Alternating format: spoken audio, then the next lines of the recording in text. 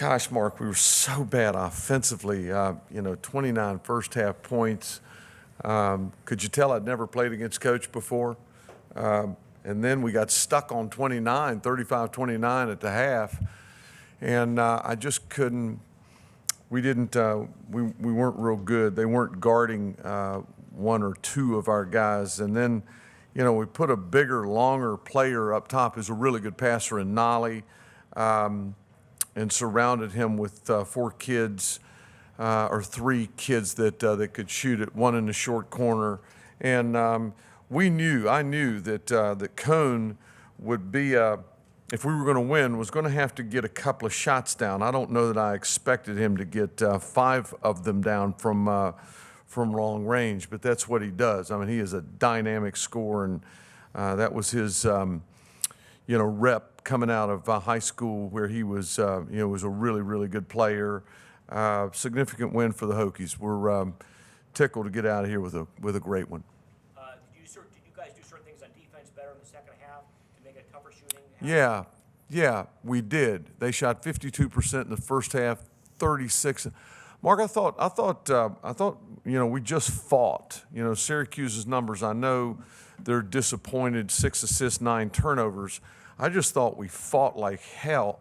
We fought like crazy to contest Hughes, and their numbers are reflect that. Hughes, 6 of 16. Buddy Boeheim, who we like a lot, and his skill level, good basketball player. You can tell he's the son of a coach, 4 for 12.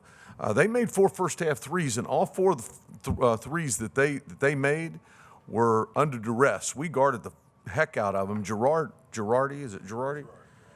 Made 2 tough shots. Hughes made a tough shot, as did Boeheim. So maybe a greater attention to detail. I thought we got out-rebounded 2 in the first half. They had 3 shots early in the second half. They got a 3 down because of that. But after that, I thought our team, was responsible and really competed on the glass against yet another much bigger team than the one we have right now. Cohen scored 16 in the second half. Was it part of your strategy to get him more? Yeah. Coach wasn't guarding a couple of people. We had to get another kid on the floor that could bang a shot, and again, that's what he does. We tried to get him down the floor and under the zone and bring him up through some things. And I was just a good player rising up and banging, shot after shot. Our distribution was good. I think we had 26 makes, 21 makes, 20 assists, 21 makes, 20 assists, something like that. We're ranked nationally in assist turnover. We had 11 tonight. We're averaging 9.7. We had a couple of goofy ones in the first half. We had 5. So I thought all in all, our kids really shared and distributed and, had some timely shots.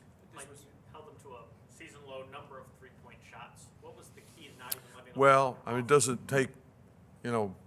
take you long to figure out that the big 3 have to ring the bell for them. And we spent a lot of time on it, and some of their action, some of the quick down-screen, re-screen stuff for Buddy, and Elijah just one of those dynamic scorers and just go get a shot seemingly anytime he wants.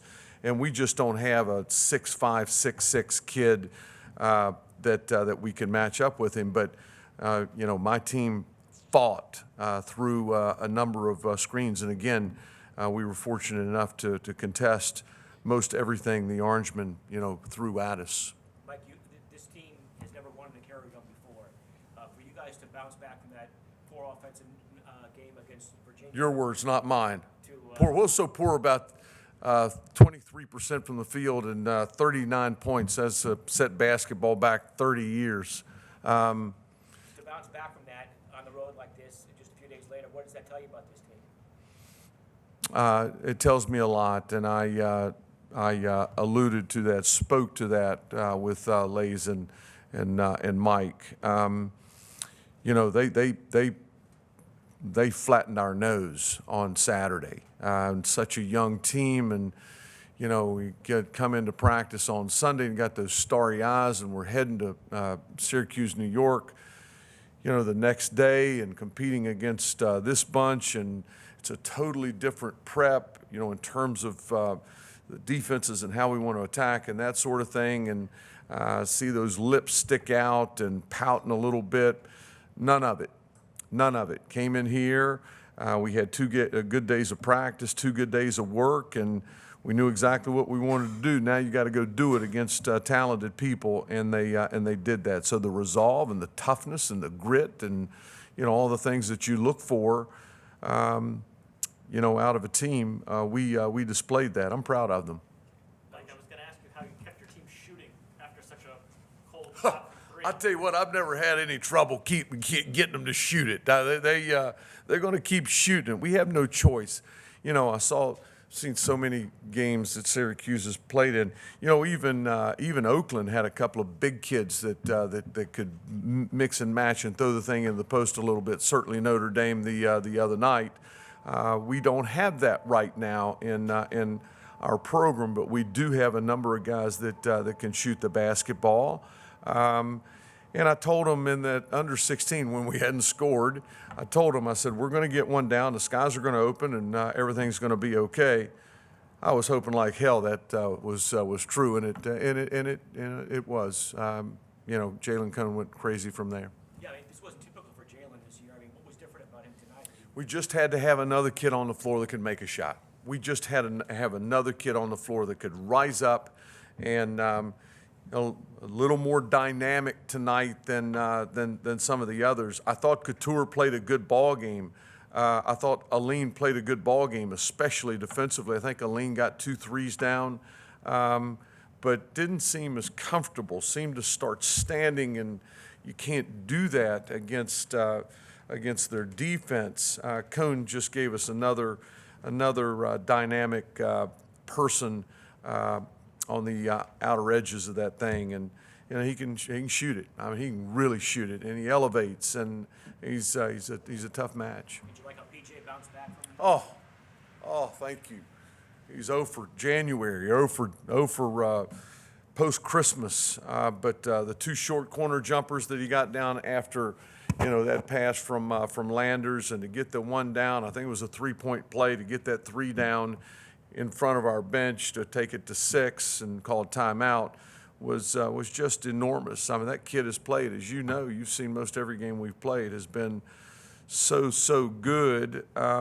Hit of a bit of a lull, as did Aline, and nice to see both those guys bounce back and play good basketball, play really good basketball. Coach, how was today able to pass so well at a high post even at just 6 feet? Would you repeat that, please? How was your guard today able to pass so well?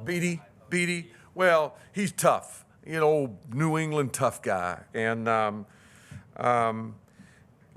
you know, he's one of just a couple that I have that have really the only one I have that has been here at this stage in an environment like this and had to make plays. So we kind of mix and match him and put him some different places.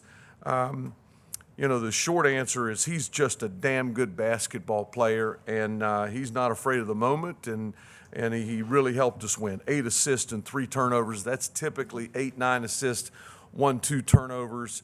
But we're not much. We're not much without that kid. He shot one ball. And he had as much to do with us winning as anyone.